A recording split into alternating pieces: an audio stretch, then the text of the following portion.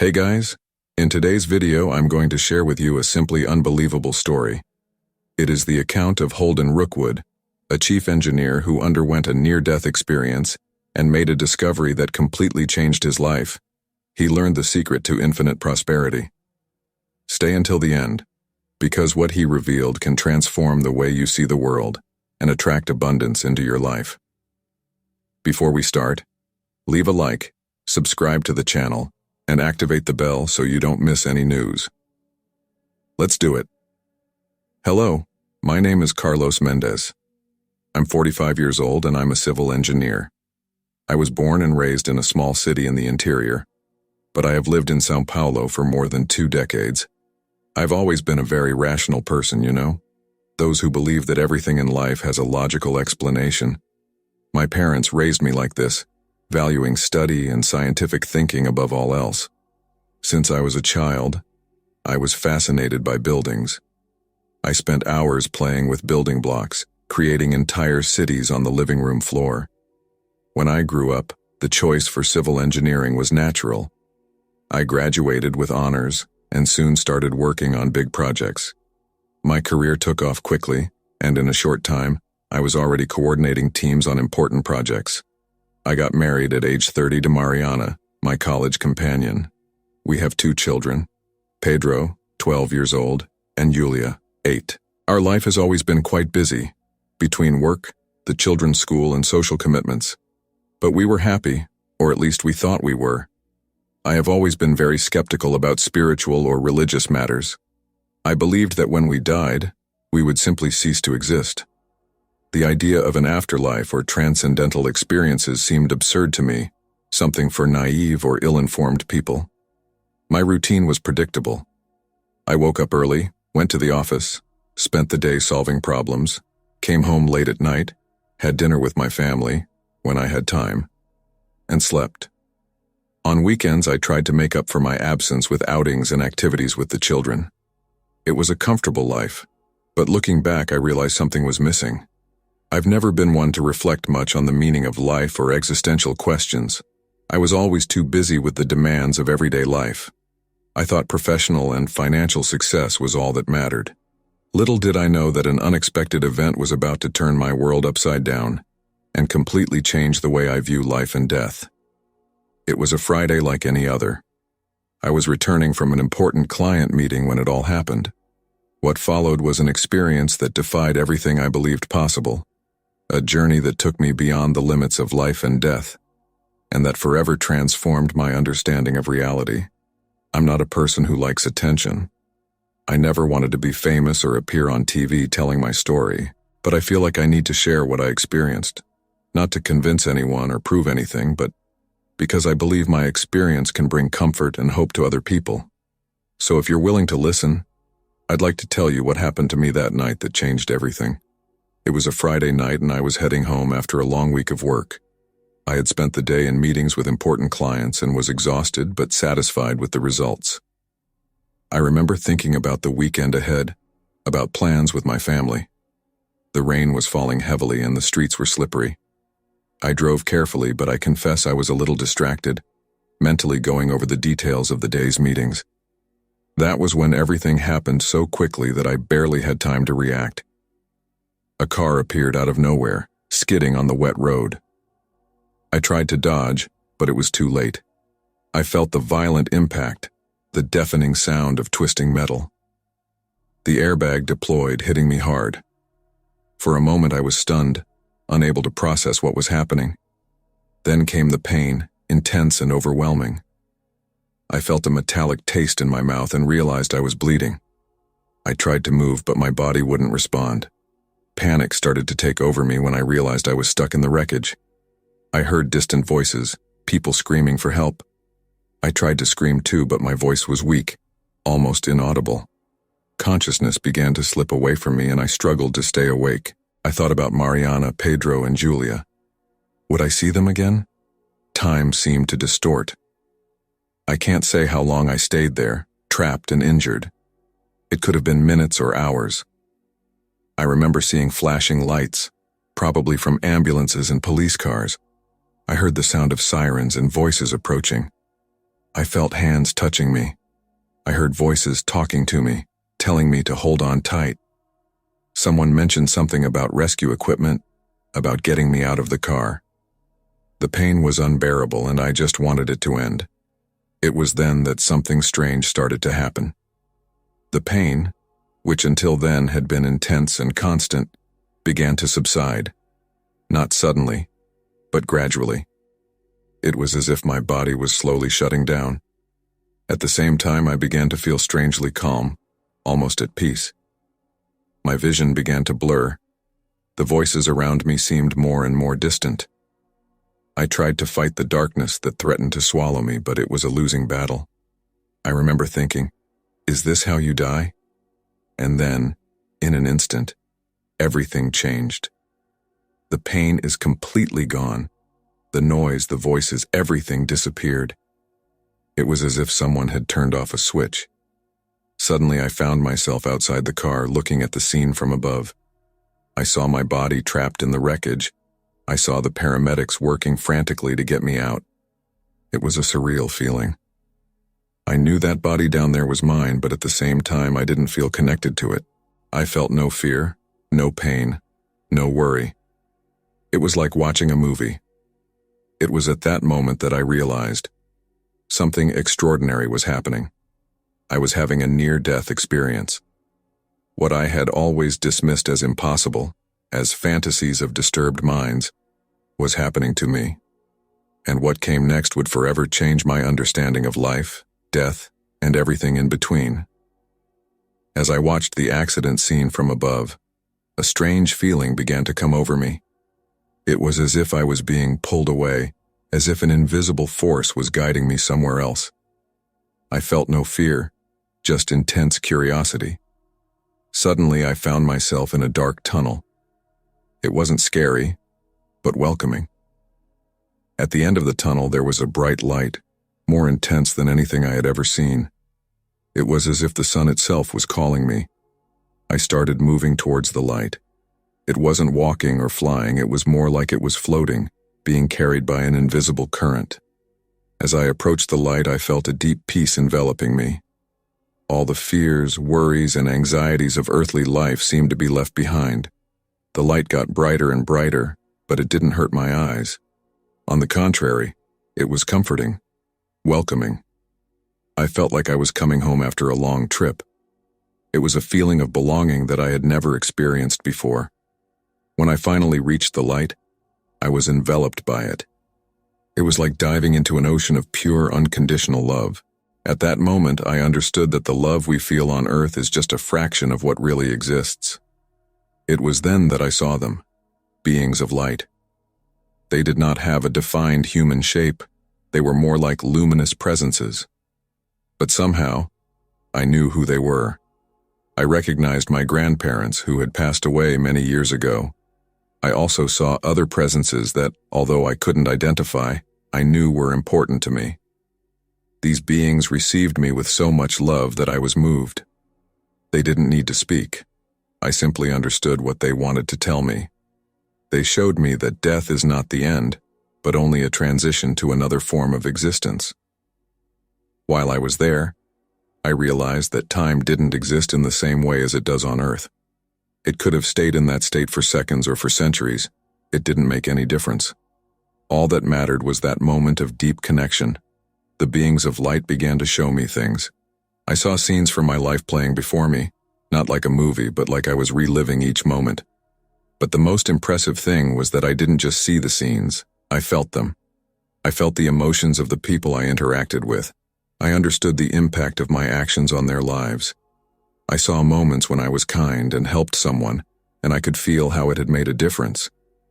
But I also saw times when I was selfish or uncaring, and I felt the pain I caused. There was no judgment, just understanding. I understood that every action, every choice has consequences that go far beyond what we can realize. During this life review, I realized how interconnected we all are. Every person that crossed my path, every interaction, no matter how small, had a purpose. I understood that there are no coincidences, just a bigger plan that we cannot fully understand when we are on Earth. As the life review came to an end, I felt a deep gratitude for everything I had experienced. The joys, the sadness, the challenges, everything played a role in my growth as a spiritual being. It was at that moment that one of the beings of light approached closer. He didn't speak in words, but I clearly understood the message. It wasn't my time yet. I had a mission to fulfill on Earth, something important to accomplish. I felt a pang of sadness. Part of me wanted to stay in that place of infinite love and peace. But at the same time, I understood that I needed to return. There were lessons I still needed to learn, experiences I needed to live. The beings of light assured me that they would always be with me, even if I could not see them. They told me that the love I felt there would always be available. I just had to open myself to receive it. Then, as suddenly as it had begun, the experience came to an end. I felt like I was being pulled back into my body. The light began to recede. The dark tunnel reappeared. In a matter of moments, he was back at the scene of the accident. Returning to my body was an intense and somewhat uncomfortable experience. It was like I was being squeezed back into a very small, limited space. The first thing I felt was pain, a sharp, pulsing pain that seemed to come from everywhere at once. I opened my eyes slowly, blinking several times to try to focus. The lights were bright and made me tear up. I heard voices around me, urgent and worried. Little by little, I began to understand what they were saying. "He's coming back. We need to stabilize him quickly." I tried to speak, but my throat was dry and sore. I felt something on my face, probably an oxygen mask. I wanted to raise my hand to take it off, but my body didn't respond to my commands.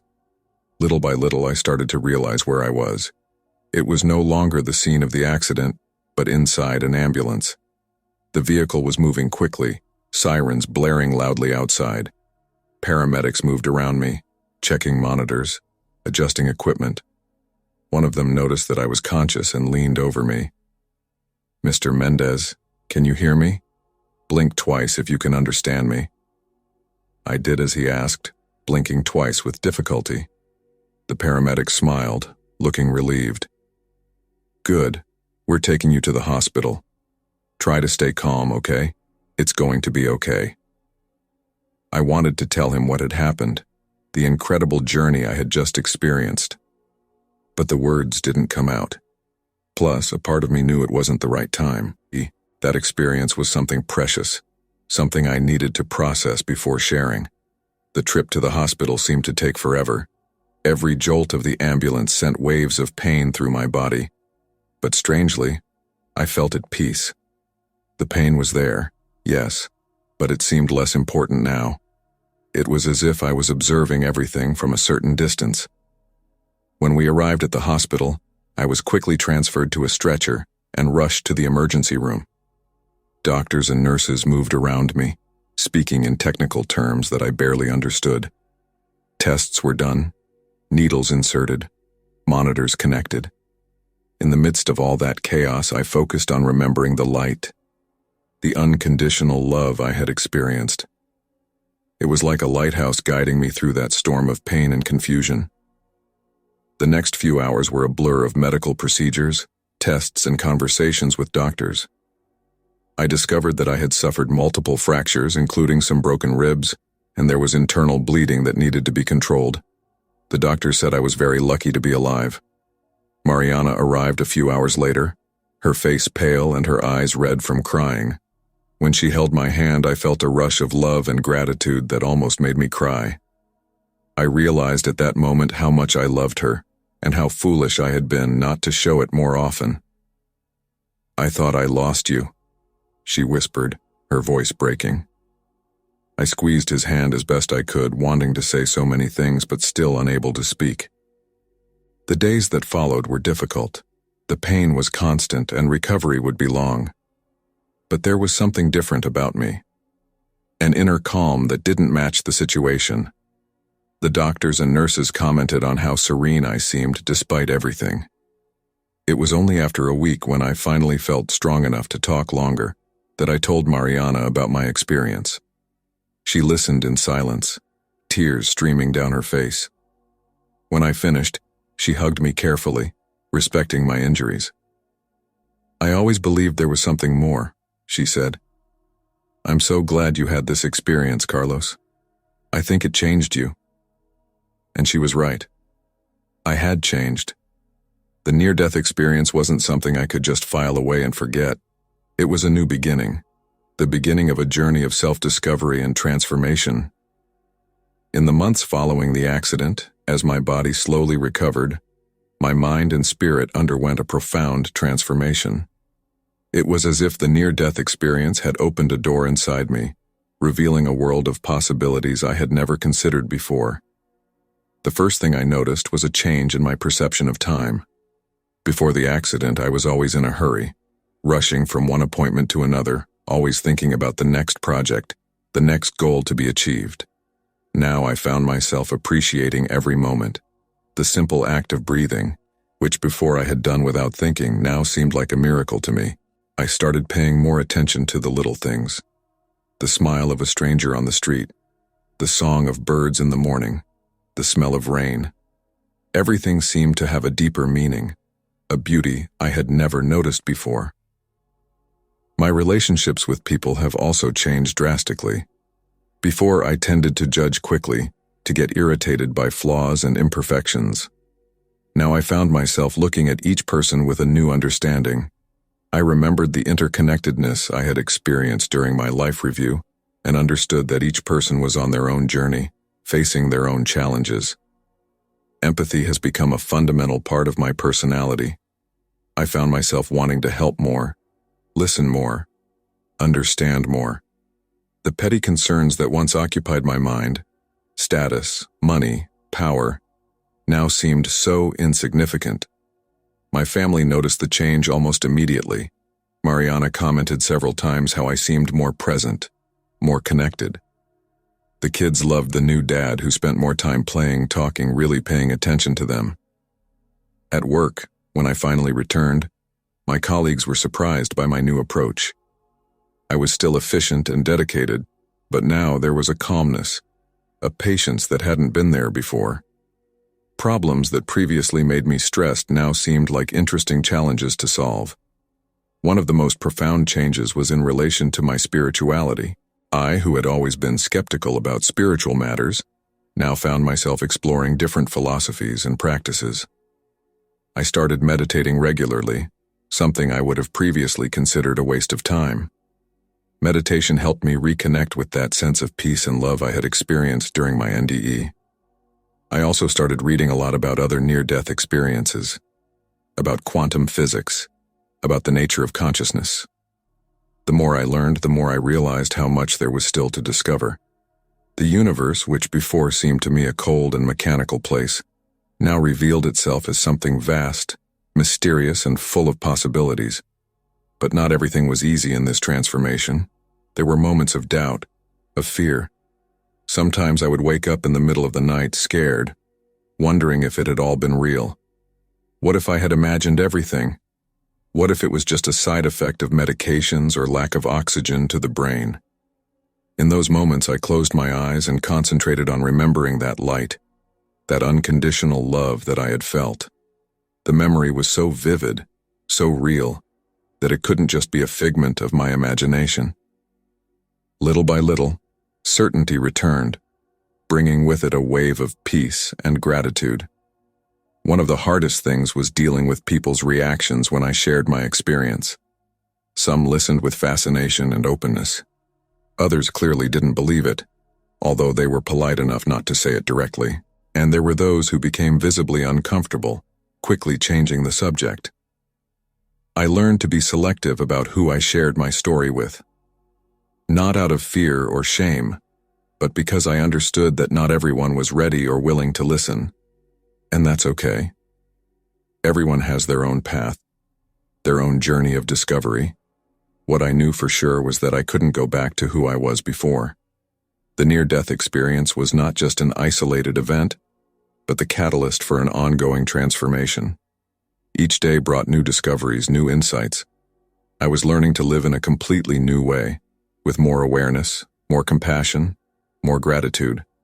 And although I sometimes missed the simplicity of my old worldview, I knew I wouldn't trade this new perspective for anything. Life had become an exciting adventure, a mystery to be explored, and I was just getting started. As time went by, my new perspective on life began to manifest itself in concrete changes in my daily life. One of the first things I did was reevaluate my priorities. I realized that I had spent much of my adult life pursuing goals that now felt empty. I decided to reduce my working hours. It wasn't an easy decision. I've always been a workaholic, and part of my identity was tied to my professional success. But now I understood that there were much more important things than climbing the career ladder or earning more money. I started dedicating more time to my family. Mariana and I started having weekly dates, something we hadn't done in years. We started planning family trips, prioritizing experiences over material goods. With the children, I began to have deeper conversations, really listening to their dreams, fears, and ideas. I also started to get more involved in the community. I started volunteering at a local shelter, something I had never considered before because I thought I didn't have time. I discovered that helping others not only felt good for the recipient, but also fed my own soul in a way I had never experienced before. My relationship with nature has also changed drastically. Before, I barely noticed the trees on the street or the sky above me. Now I started taking regular walks in parks watching the sunset, marveling at the complexity and beauty of the natural world. I even started cultivating a small garden at home, finding deep peace in the simple act of caring for plants. My search for knowledge intensified. I started attending lectures on different topics, from quantum physics to Eastern philosophy. I participated in meditation retreats, tried alternative therapies. Each new experience seemed to open new doors of perception and understanding. One of the most surprising discoveries was my new interest in art. I, who had always been a practical person focused on numbers and facts, now found myself fascinated by paintings, sculptures, music. I started visiting museums regularly, listening to concerts, reading poetry. Art seemed capable of expressing truths that went beyond words, touching something deep within me. My relationship with death has also completely changed. Before, I avoided thinking about the subject, treating it as a taboo. Now, although I still respected the mystery of death, I no longer felt afraid. I knew that death was not the end, but just a transition. It gave me a new appreciation for life, a desire to live each day fully, leaving nothing for later. Of course, not everything was easy on this journey of transformation. There were people who didn't understand or didn't accept my changes. Some coworkers thought I had freaked out when I reduced my course load and started talking about things like meditation and spirituality.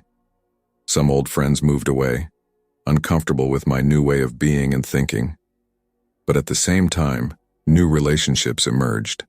I started attracting people who shared similar interests, who were also searching for a deeper meaning in life. I formed new friendships that were based not on superficial interests, but on a genuine, deep connection. One of the most challenging things was learning to balance my new spiritual perspective with the practical demands of everyday life.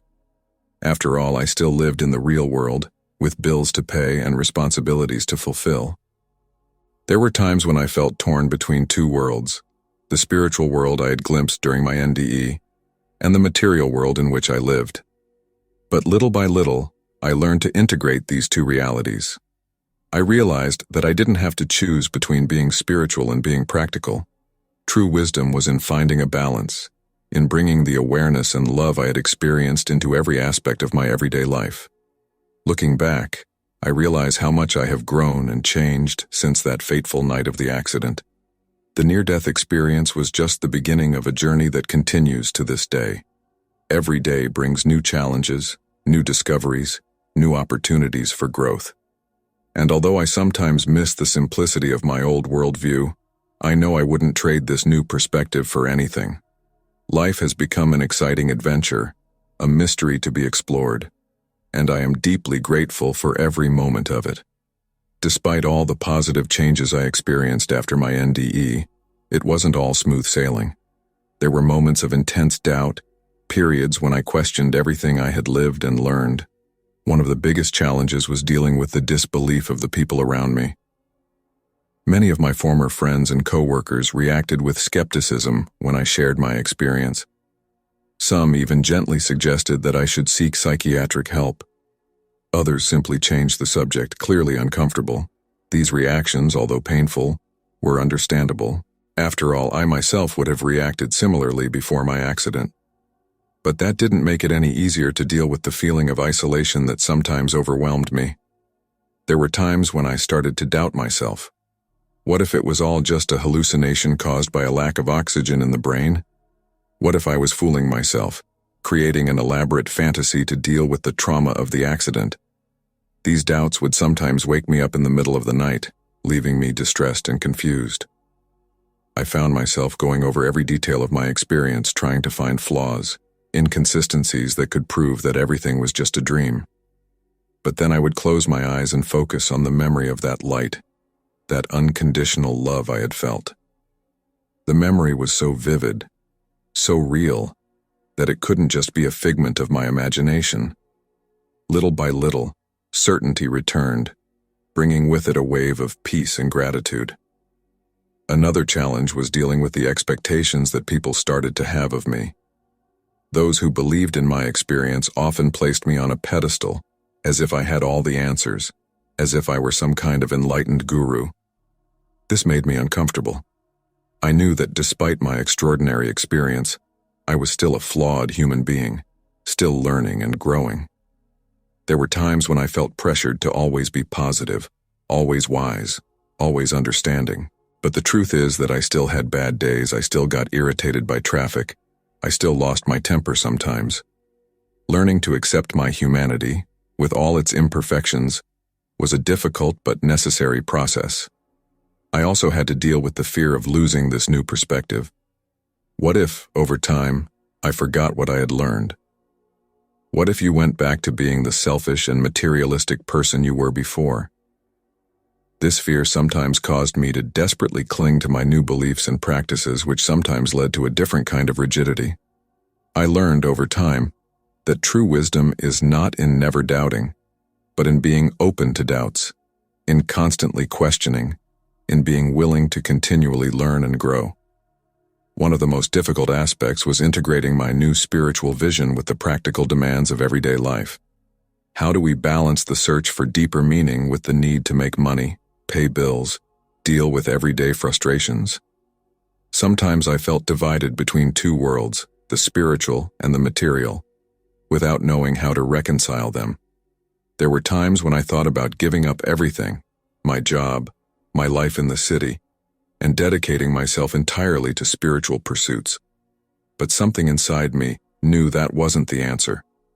True wisdom, I realized, was in finding balance, in bringing the awareness and love I had experienced into every aspect of my everyday life. Another challenge was dealing with the feeling of homesickness that sometimes affected me.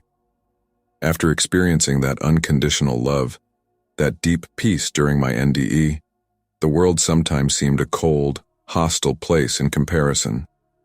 There were days when I longed for that feeling of belonging, of total connection. I had to learn to find echoes of that experience in my daily life. In the children's laughter, in Mariana's embrace, in the beauty of a sunset. Little by little, I realized that love, that light was always there. I just needed to be open to perceive it. Over time, I learned to embrace doubts and challenges as part of the journey. I realized that these were not obstacles to be overcome, but opportunities for growth and learning. Each doubt led me to research more, to reflect more deeply. Each challenge forced me to apply what I had learned into practice. Today, although I still have moments of uncertainty, I feel more comfortable with mystery. I understand that I don't need to have all the answers. Beauty lies precisely in the continuous search, in the openness to new discoveries. My near-death experience opened a door, but it's up to me to keep walking, exploring, learning. It's a lifelong journey, full of ups and downs, moments of clarity and periods of confusion. But it's a journey I embrace with gratitude and enthusiasm, knowing that each step leads me to a deeper understanding of myself and the universe around me. Text: one of the most fascinating changes I experienced after my NDE was a greater awareness of the subtle connections that permeate our reality. I began to notice patterns and coincidences that previously would have gone unnoticed. Events that seemed to have a greater meaning, a synchronicity that went beyond mere chance. For example, there was a time when I was thinking intensely about a childhood friend I hadn't seen in years. That same day I received a message from him on Facebook, asking how I was doing. On another occasion, I was reading a book about quantum physics and came across a concept that I didn't understand. The next day, without me mentioning it to anyone, a coworker brought up the exact same topic, explaining it in a way that finally made sense to me. These synchronicities began to happen so frequently that they could not be ignored. It was as if the universe was constantly sending me messages, subtly guiding me in certain directions. I also began to feel a deeper connection with the people around me. Sometimes I knew what someone was going to say before they even opened their mouth. Or I felt when a friend or family member was going through a difficult time, even though I hadn't spoken to them recently. This sense of interconnectedness extended to nature as well. I started to feel an almost tangible connection with the trees, the animals, even the wind and rain. It was as if I could feel the pulse of life in everything around me. One of the most striking episodes occurred during a walk in the park. I was going through a moment of intense doubt, questioning everything I had experienced. Suddenly, a bird landed right in front of me. It was a hummingbird, something rare to see at that time of year. It stayed there, hovering in the air, staring at me for several seconds before flying away. At that moment, I felt a wave of peace and certainty wash over me. It was as if the universe was sending me a signal, reminding me of the beauty and mystery of life. These experiences made me question the nature of reality in a way I never had before. I began to wonder, do we really live in a mechanical and random universe, as I always believed? Or is there a deeper level of connection and meaning that we don't usually notice? I started reading about scientific theories that talked about the fundamental interconnectedness of all things, from quantum physics to more controversial theories like Rupert Sheldrake's morphic resonance. Although some of these ideas were viewed with skepticism by mainstream science, they seemed to align with what I was experiencing. At the same time, I began exploring spiritual traditions that spoke about the fundamental unity of all existence. I found echoes of my experience in the Buddhist concept of interdependence, the Hindu idea of Advaita, non-duality, and in mystical teachings of various religions. This new perception of connections and synchronicities brought a profound change in the way I saw the world and interacted with it. I started paying more attention to the small details, to the chances that appeared in my daily life. I started to trust my intuition more, following the signs that seemed to come my way. This didn't mean I had completely abandoned my rational, skeptical side. On the contrary, I continued to question, seek explanations, try to better understand these phenomena. But now I was open to possibilities that before I would have dismissed out of hand. One of the most practical consequences of this new perception was a greater sense of responsibility for my actions. If everything is interconnected, then every choice I make, every word I say has an impact on the whole. This has led me to be more aware, more careful in my interactions with others and the world around me. I also began to see challenges and difficulties from a new perspective. Instead of seeing them as random obstacles, I began to wonder what lessons they could be bringing, what growth they could provide. Of course, not everyone around me understood or accepted this new way of seeing the world. Some friends and family thought I was seeing meaning where none existed, that I was reading too much into simple coincidences. And I understood this perspective. After all, I would have thought so myself before my NDE. But for me, this new awareness of connections and synchronicities brought a richness and depth to life that I had never experienced before. The world has become a more mysterious, more magical place, more full of possibilities. And although I still had many questions, many doubts, I felt that I was on the right path, a path of continuous discovery, of constant wonder at the mystery of existence. As time passed, I felt a growing need to share my experience with others, not out of a desire for attention or recognition, but because I felt that what I had experienced could bring comfort and hope to others. At first, I was very selective about who I shared my story with. I started with my closest family and a few close friends. Reactions were varied. Mariana, as I mentioned, was incredibly understanding and supportive. My children, with the open minds typical of children, accepted my story with a mixture of fascination and naturalness. Some friends were deeply touched by what I told them. I remember a dinner with my friend João, where I spent hours describing my experience. At the end of the night, he had tears in his eyes and told me that my story had rekindled in him a hope that had long been dormant. Others, however, reacted with skepticism or discomfort. A coworker, after hearing my story, gently suggested that I seek psychological help. Another friend simply changed the subject, clearly uncomfortable with the topic. These mixed reactions made me realize how sensitive and personal this subject is. I've learned to be careful about sharing my experience, respecting the fact that not everyone is ready or willing to hear about this kind of thing. Over time, I started participating in support groups for people who have had near-death experiences. It was amazing to meet other people who had been through something similar. There was a mutual understanding, an immediate connection that went beyond words. Hearing other stories, sharing doubts and insights was extremely comforting and enriching. At one of these meetings, I met Sarah, a nurse who had had an NDE during a complicated surgery. His experience was surprisingly similar to mine in many ways. We developed a close friendship, and our conversations helped me a lot to process and better understand what I had experienced.